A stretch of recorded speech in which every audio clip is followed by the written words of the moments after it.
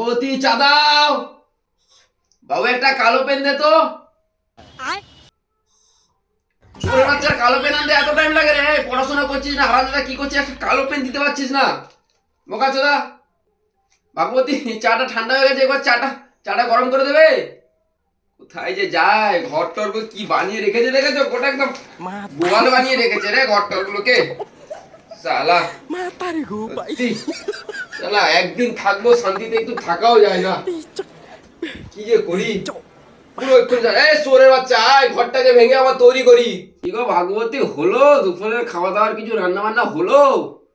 যদি ভাত না হয়ে থাকে, কি তরকারি রান্না করেছে একটু দিয়ে যাও, মুখটা চালাই। কি গো, কোথায় যে যায় সব কে জানে। একদিন থাকি বাড়িতে, তাও আর শান্তি নেই রে।